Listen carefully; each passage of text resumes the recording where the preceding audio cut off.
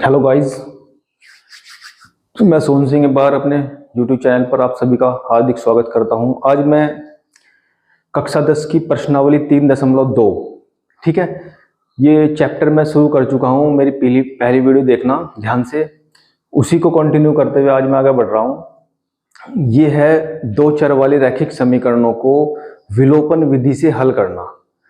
हमारे पास प्रश्नावली 3.2 में क्या है, इसमें पहले से आपके पास कुछ क्वेश्चंस दिए गए हैं, उन्हें पढ़ के आपको क्या करना है, दो चर वाली रैखिक समीकरणों को बनाना है, ठीक है। फिर उन्हें विलोपन विधि से हल करना है। विलोपन विधि भी मैं पहली वीडियो में आपको समझा चुका हूं, ठीक है। तो हम ध्यान से समझेंगे। हमारे पास कुछ क्वेश्चन है, बहुत ही अच्छे तरीके से समझेंगे, बस थोड़ा सा ध्यान से समझना है। हमारे पास इसमें पहला क्वेश्चन कुछ इस तरीके से है कि दो संख्याओं का जो अंतर है वो 26 है। दो संख्याएं हैं, उन दोनों का अंतर हमारे पास 26 है, अंतर यानी कि घटा उनका, और एक संख्या दूसरी संख्या की 3 गुनी है। देखिए हमारे पास इसमें दो कंडीशंस होंगी और उन दोनों कंडीशंस को पढ़ के हमें दो इक्वेशंस बनानी है और फिर उन दोनों इक्वेशंस को विलोपन विधि से हम हल करेंगे, ठीक है। पहली कंडीशन हमारे पास है कि दो संख्याओं का अंतर 26 है, लेकिन एक्चुअली में संख्या से हमें पता ही नहीं है, तो उन संख्याओं को हम क्या कर लेंगे, मान लेंगे। ये प्रश्नावली 3.2 का क्वेश्चन नंबर आपके पास है 3 का फर्स्ट पार्ट, ठीक है जी। माना, ये आपको मानना ही पड़ेगा, माना दोनों संख्याएं कितनी हैं हमारे पास, हमने मान लिया x और y हैं। क्लियर है भाई?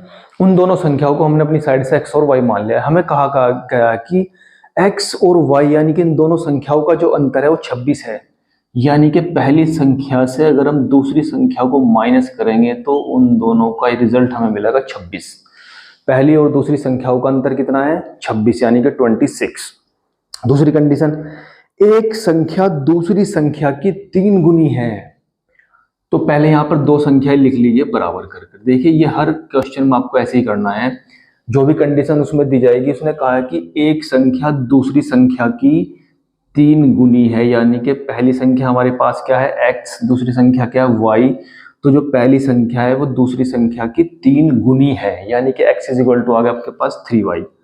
यहां से आपको रिजल्ट मिल जाएगा x is equal to 3y। Clear है? अब हमारे पास दो इक्वेशन बन चुकी है और हर एक क्वेश्चन में आपके पास दो ही इक्वेशन बनेंगी। जैसे ही आपने दो इक्वेशन को ध्यान से बना लिया, उसके बाद उसमें कुछ नहीं बचता, सिर्फ विलोपन विधि या विस्थापन विधि से आपको उसको हल कर देना है, ठीक है। देखिए हम क्या करेंगे, इक्वेशन सेकंड में आप देख रहे हैं x is equal to 3y मिला है। पहली इक्वेशन में आपके पास x minus y is equal to 26 है। तो आप क्या करेंगे, इक्वेशन सेकंड से x की वैल्यू इक्वेशन फर्स्ट में पुट कर देंगे, है ना। तो यहाँ लिखेंगे आप x की जो वैल्यू है, x का जो मान है, x का मान इक्वेशन फर्स्ट में रखने पर, ठीक है,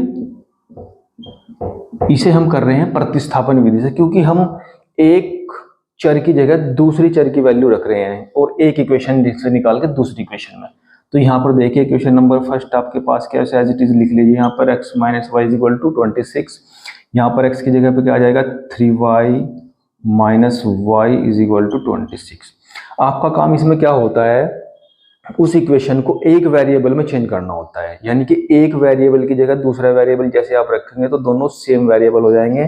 तो यहाँ देखिए 3y minus 1y is equal to आपके पास हो गया 2y is equal to 26।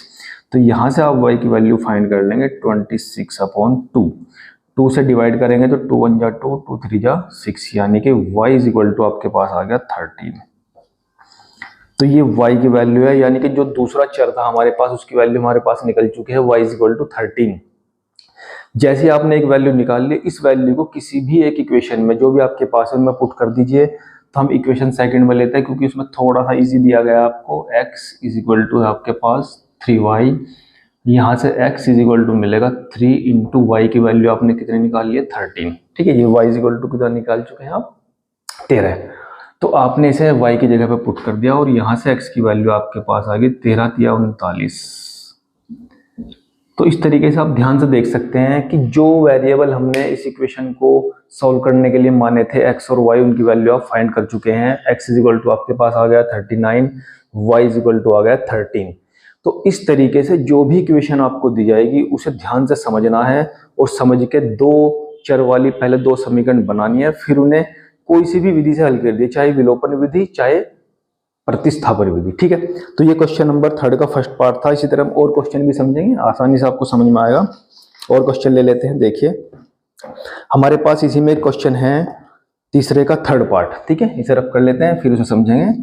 Pause करके वीडियो को सब कुछ नोट कर लेना, इसमें बहुत इजीली समझ में आएगा सब आपको। चलिए आगे बढ़ते हैं। तीसरे का थर्ड पार्ट आपके पास है, क्वेश्चन नंबर 3 का ये आपके पास थर्ड पार्ट रहेगा। क्वेश्चन कुछ इस तरीके से है, एक क्रिकेट टीम के कोच ने 7 बल्ले तथा 6 गेंदें 3800 रुपए में खरीदी। कुछ इस तरीके से कंडीशन दी गई, क्रिकेट का कोच है, उसने 7 बल्ले और 6 गेंदें खरीदी, दोनों को मिला के उसने किसी दुकानदार को 3800 रुपए दे दिए। क्लियर है, पहली कंडीशन यहां से बनेगी। दूसरी कंडीशन पढ़ता हूं, बाद में उसने 3 बल्ले और 5 गेंदें और खरीदी और उन 3 बल्ले और 5 गेंदों के लिए उसने 1750 रुपए दिए दुकानदार को। तो आपको यह बताना है कि एक बल्ले और एक गेंद की कीमत क्या है, जो कि हमें मालूम नहीं है। तो जो हमें चीज मालूम नहीं होती उसे हम क्या कर लेते हैं, मान लेते हैं। माना एक बल्ले और एक गेंद का मूल्य क्रम से x और y है। ठीक है, ऐसे मानने में कोई दिक्कत ही नहीं है, कुछ भी मान सकते हैं आप वेरिएबल। मैं x y मान रहा हूं, आप a b भी मान सकते हैं, इसमें कोई सोचने वाली बात नहीं है। तो कंडीशन हमारे पास है कि 7 बल्ले हैं और 6 गेंद हैं। देखिए ध्यान से, अगर हमने एक बल्ले का जो मूल्य है वो x माना है तो 7 बल्लों का मूल्य कितना हो जाएगा, 7x। कोई दिक्कत वाली बात नहीं है। अगर एक गेंद का मूल्य y रुपए है तो 6 गेंदों का मूल्य हो जाएगा 6y, और इन दोनों को मिलाकर उसने उस दुकानदार को 3800 रुपए दे दिए। क्लियर है। दूसरी कंडीशन, फिर उसने 3 बल्ले और 5 गेंद खरीदी हैं। तो जब एक बल्ले का रेट x है तो 3 का कितना हो जाएगा भैया, 3x।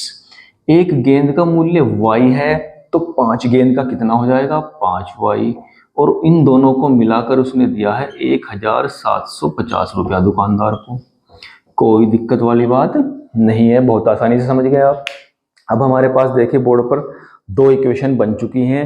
अब हमें क्या करना है, इन दोनों रैखिक समीकरणों को किसी भी एक विधि से, चाहे विलोपन विधि ले लीजिए चाहे प्रतिस्थापन विधि ले लीजिए, हल करना है।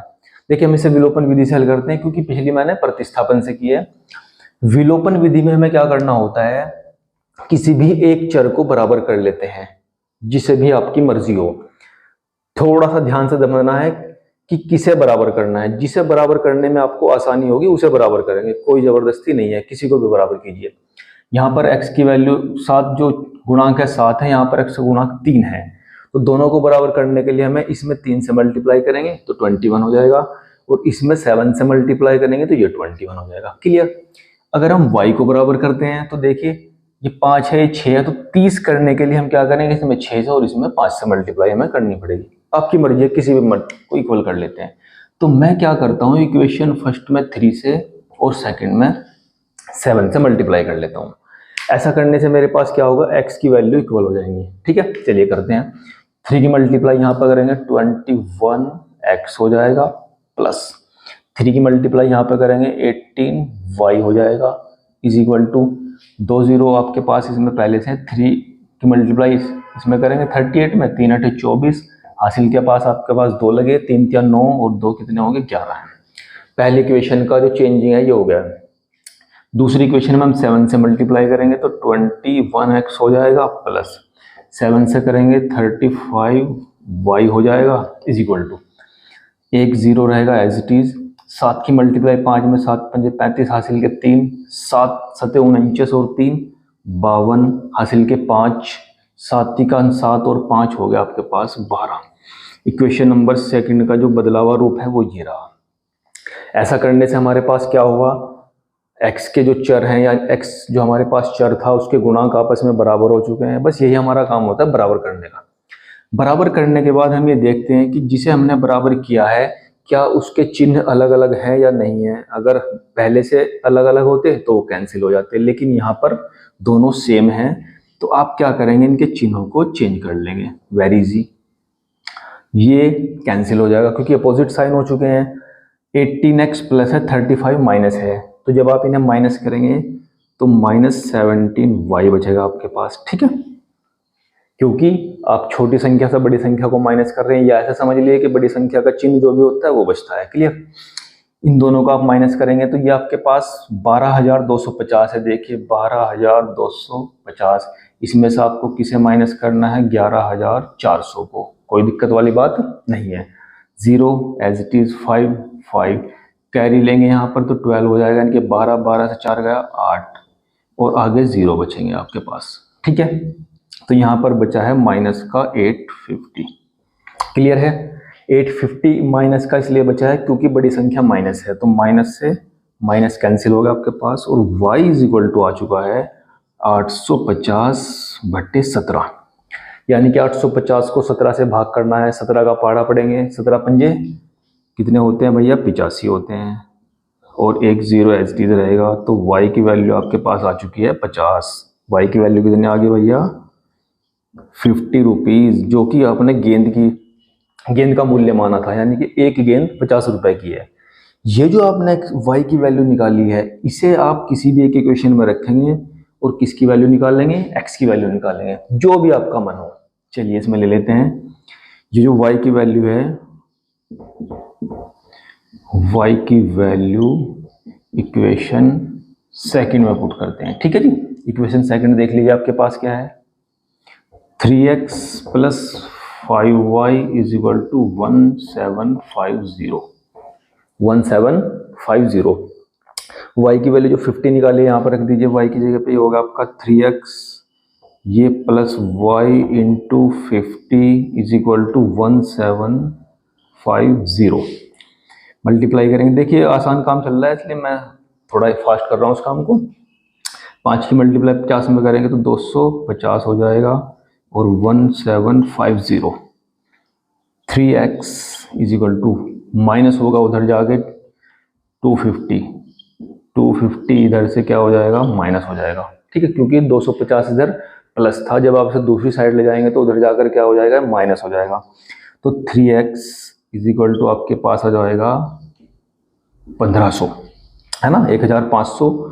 और यहाँ से x की वैल्यू जब आप निकाल लेंगे 3 से कैंसिल हो जाएगा, यहीं कहीं कर लेते हैं, तो कितना आ गया आपके पास 500। अब आप ध्यान से क्वेश्चन को देखिए। मैंने जब ये क्वेश्चन स्टार्ट किया था तो इस क्वेश्चन में मैंने क्या माना था कि जो x है वो एक बल्ले का मूल्य माना था। तो बल्ले का मूल्य कितना आ गया है, 500 रुपए, क्योंकि x की वैल्यू आपने 500 निकाल ली है। एक गेंद का मूल्य आपने क्या माना था, y, और y की वैल्यू कितनी निकल चुकी है, 50। इसका मतलब एक गेंद उसने 50 रुपए की खरीदी है एक के हिसाब से प्रति बॉल, और एक बल्ले का जो मूल्य है वो कितना है, 500 रुपए है। ठीक है, इस प्रकार से आप दो चर वाले रैखिक समीकरण को क्वेश्चन पढ़कर बहुत आराम से बनाएंगे और बनाने के बाद उसे विलोपन विधि हो या प्रतिस्थापन विधि हो, किसी भी एक विधि से हल कर लेंगे इजीली। देखिए और आगे बढ़ते हैं, एक दो क्वेश्चन करेंगे तो और समझ में आएगा। हम क्या करेंगे, बहुत अलग अलग टाइप के क्वेश्चन हैं, तो मैंने 2 टाइप के आपको बता दिए हैं, ऐसे पॉज करके नोट कर लेना क्वेश्चन को, फिर आगे बढ़ते हैं। देखिए बहुत इजीली समझ में आएगा। ये प्रश्नावली आपकी समझो खत्म, एक क्वेश्चन और करके। और नेक्स्ट जो प्रश्नावली है वो भी इसी तरीके से है, आपको इक्वेशन बनानी है क्वेश्चन को पढ़ के। देखिए क्वेश्चन नंबर 3 का 5th पार्ट है आपके पास, 3 का 5th पार्ट। ठीक है, देखिए क्या कह रहा है। ये कह रहा है कि यदि किसी भिन्न के अंश और हर दोनों में 2 जोड़ दिया जाए। हमारे पास एक भिन्न है, भिन्न आप समझते हो एक बटे की संख्या, यानी कि एक अंश और एक हर बटे की संख्या। तो क्योंकि हमारे पास ये भिन्न नहीं होगी तो हम क्या कर लेंगे, माना वह भिन्न, उस भिन्न को आप क्या मानेंगे, x/y। क्योंकि ये भिन्न है, वहां डायरेक्ट सवाल था तो वहां डायरेक्ट मान लेते, भिन्न है तो भिन्न माननी पड़ेगी। चलिए तो उसने कहा कि अगर हम अंश और हर दोनों में 2 जोड़ दें, अंश में भी और हर में भी 2 जोड़ देते हैं। चलिए प्रश्न के अनुसार हम चलते हैं, अंश में भी 2 जोड़ देते हैं और हर में भी 2 जोड़ देते हैं। तो वो कह रहा कि अगर हम ऐसा करेंगे तो उसकी जो वैल्यू है वो 9/11 हो जाती है, 9/11 हो जाती है। क्लियर है? देखिए ध्यान से, उसने कहा है कि हमारे पास एक भिन्न थी, लेकिन भिन्न हमें पता नहीं, तो भिन्न को हमने क्या मान लिया, x/y मान लिया है। फिर उसने कहा कि उस भिन्न के अंश और हर दोनों में 2-2 जोड़ दीजिए, 2-2 जोड़ दिया है। तो ऐसा करने से भिन्न का जो मान है वो बदल के 9/11 हो गया है। चलिए जब ये 9/11 है हो गया है तो आप इसकी क्या करेंगे, क्रॉस मल्टीप्लाई करेंगे, क्योंकि अगर 2 संख्याएं बराबर के इधर और उधर दिए पॉइंट में तो आप उनकी क्रॉस मल्टीप्लाई कर सकते हैं। चलिए बटरफ्लाई मल्टीप्लाई बोलते हैं इसे। 11 की मल्टीप्लाई x में होगी तो ये हो गया 11x प्लस 11 की मल्टीप्लाई 2 में करेंगे 22। अब इधर 9 की करेंगे तो ये हो जाएगा 9y प्लस 9 की 2 में करेंगे तो 9 दूनी 18। मल्टीप्लाई करने के बाद आपको करना क्या है, जो वेरिएबल की टर्म है उन्हें एक साइड करना है और जो अचर पद है यानी कि संख्या उन्हें एक साइड पहुंचाना है।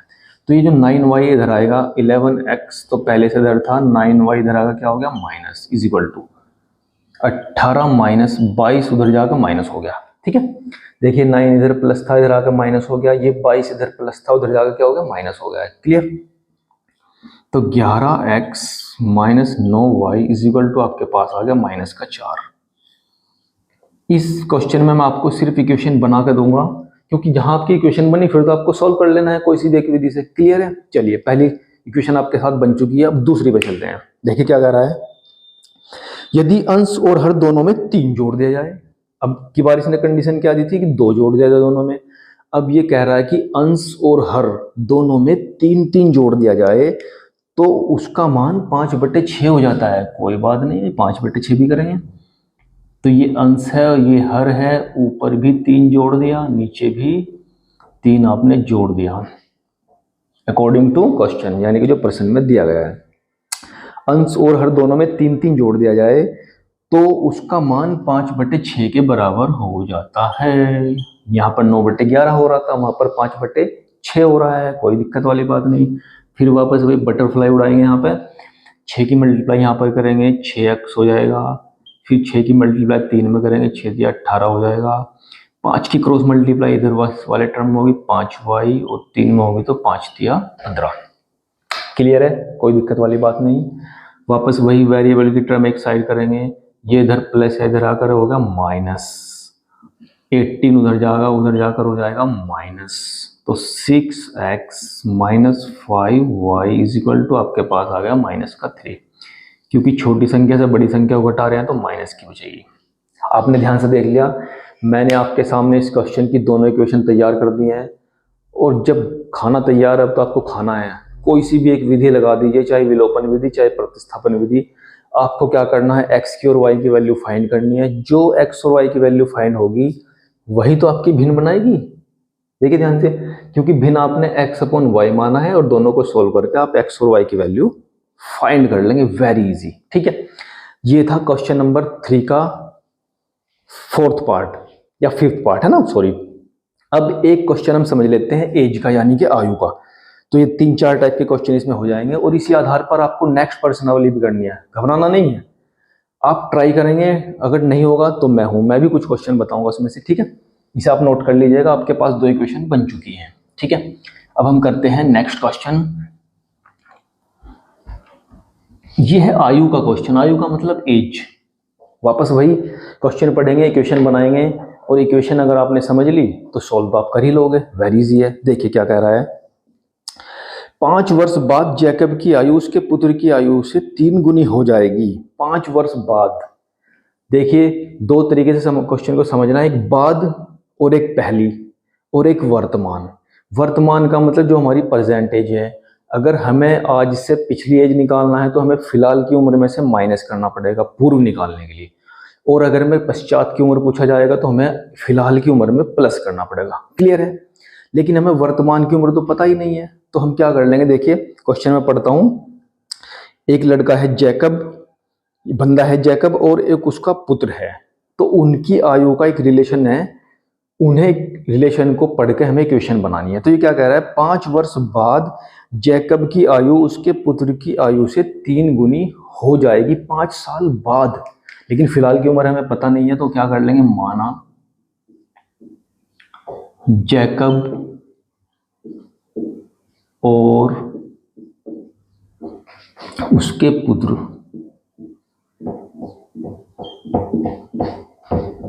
की वर्तमान आयु यानी कि प्रेजेंट एज हमने क्या मान ली, x और y वर्ष है।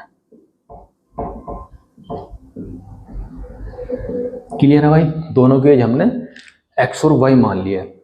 अब वो कह रहा है कि 5 साल बाद, देखिए जैकब की उम्र फिलहाल है x वर्ष, उसके पुत्र की उम्र फिलहाल है y वर्ष, ठीक है। तो 5 साल बाद की बात करते हैं। फिलहाल जैकब की उम्र है x वर्ष, तो 5 साल बाद का मतलब है 5 साल और ज्यादा हो जाएगी, यानी कि x + 5। तो 5 वर्ष बाद, 5 वर्ष बाद जैकब की उम्र या आयु, ठीक है, x + 5 वर्ष हो जाएगी ना, क्योंकि ज्यादा हो रही है, अधिक हो रही है। और 5 साल बाद पुत्र की जो उम्र है वो कितनी हो जाएगी, y, उसमें 5 साल ऐड हो जाएंगे क्योंकि दोनों की उम्र साथ साथ चलेगी। क्लियर है, चलिए तो पहले वो उम्र निकाल लीजिए जितने साल पहले की या बाद की वो बात कर रहा है। तो यहाँ पहले कह रहा है कि बाद में, यानी कि 5 साल बाद जैकब की जो उम्र है वो उसके पुत्र की उम्र की 3 गुनी हो जाएगी। तो प्रश्नानुसार अकॉर्डिंग टू क्वेश्चन हमें कहा गया है कि 5 साल बाद जो जैकब की उम्र है वो उसके पुत्र की उम्र की 3 गुनी हो जाएगी। जैकब की उम्र पुत्र की उम्र की 3 गुनी हो जाएगी। तो ये रही जैकब की उम्र, ये रही पुत्र की उम्र, ये इसकी 3 गुनी हो चुकी है। क्लियर है, मल्टीप्लाई कीजिए, x + 5 = 3y + 15 है ना, 3 की मल्टीप्लाई ब्रैकेट के अंदर कर दिया आपने। वापस वही प्रक्रिया, वेरिएबल एक साइड आएंगे, x - 3y, 5 उधर जाएगा तो 15 से 5 माइनस हो जाएगा, तो x - 3y = आपके पास आ गया 10। ये आपके पास इक्वेशन नंबर फर्स्ट बन चुकी है। क्लियर है, पहली कंडीशन पढ़ी, पहली इक्वेशन आपने बना दी। अब मैं दूसरी कंडीशन पढ़ता हूं, क्या कह रहा है देखिए दूसरी कंडीशन में, 5 वर्ष पूर्व जैकब की आयु उसके पुत्र की आयु की 7 गुनी थी। 5 वर्ष पहले, अभी इसने बाद की बात की, अब क्या कर रहा है, पहले, यानी कि पहले जाना पड़ेगा, 5 साल पहले। जब बाद की बात करेगा प्लस, पहले कहेगा माइनस, तो 5 वर्ष पहले यानी कि पूर्व जैकब जनाब की उम्र थी, जैकब की उम्र हो जाएगी x - 5, क्योंकि पहले की बात कर रहा है तो माइनस करना पड़ेगा। इसी तरह 5 साल बाद पुत्र की उम्र कितनी हो जाएगी, y - 5, क्योंकि दोनों की उम्र घट जाएगी। 5 साल पीछे चले गए हैं हम, वहां आगे चले गए थे। ठीक है, क्लियर है, चलिए। तो 5 साल पहले जैकब की आयु पुत्र की आयु की 7 गुनी थी। तो 5 साल पहले जो जैकब थे उनकी उम्र पुत्र की उम्र की 7 गुनी थी। वहां पर कितनी हो रही थी, 3 गुनी हो रही थी, यहाँ पर कितनी हो रही है, 7 गुनी हो रही है। कोई दिक्कत वाली बात नहीं है, आपको तो कंडीशन पढ़ के बस इक्वेशन बना देनी है।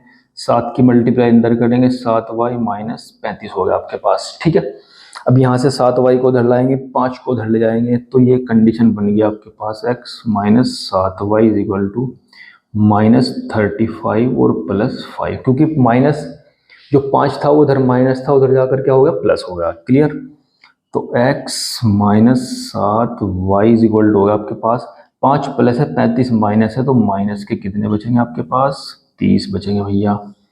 इक्वेशन नंबर ये आपके पास फर्स्ट है और ये इक्वेशन नंबर सेकंड है।